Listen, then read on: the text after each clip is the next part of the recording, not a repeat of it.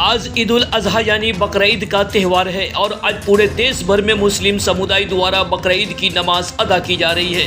ईद उल अजहा यानी बकरीद इस्लाम धर्म का बेहद पवित्र और ख़ास त्यौहार माना जाता है।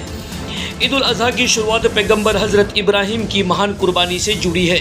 अल्लाह के हुक्म पर उन्होंने अपने इकलौते बेटे हज़रत इस्माइल की कुर्बानी देने का फैसला किया, लेकिन अल्लाह ने उनकी परीक्षा पूरी होने पर इस्माइल की जगह एक दुम्बे को कुर्बानी के लिए भेज दिया।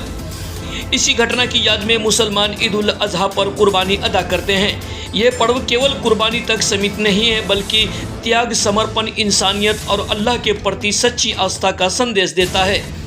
मुसलमान अल्लाह के हुक्म की तामील करते हुए पैगंबर हज़रत इब्राहिम की महान कुर्बानी की याद में और गरीबों की मदद के लिए जानवर की कुर्बानी करते हैं। इसका मुख्य उद्देश्य अल्लाह के प्रति अपनी सच्ची मोहब्बत, समर्पण और आज्ञाकारिता को साबित करना होता है। आप देख सकते हैं यह तस्वीर सूरत शहर के लिम्बायत मदीना मस्जिद के निकट का, जो भाईचारा, कौमी एकता के साथ मुसलमान समुदाय द्वारा बकरीद की नमाज अदा की गई। और आज के इस मौका पर पुलिस उच्च पदाधिकारी सहित स्थानीय पुलिस स्टेशन के पीआई, पीएसआई, तमाम पुलिसकर्मी मौजूद रहे।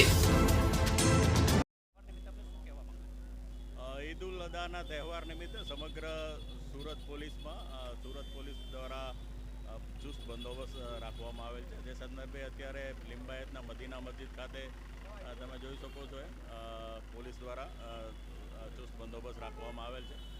ईद जे पढ़वानी नमाज पढ़वानी जे प्रोसेस है अत्यारे चालू है अने तमाम जे मुस्लिम बिरादरो है ए शांतिथी नमाज पढ़े अने कोई अनिच्छनीय बनाव न बने तेना माटे पोलीस सतत सतर्क है। जेम लिंबायत विस्तारमां लगभग 25 उपरांतनी मस्जिदों है, ए तमाम जग्याए अत्यारे पोलीस फरज बजावी रही है।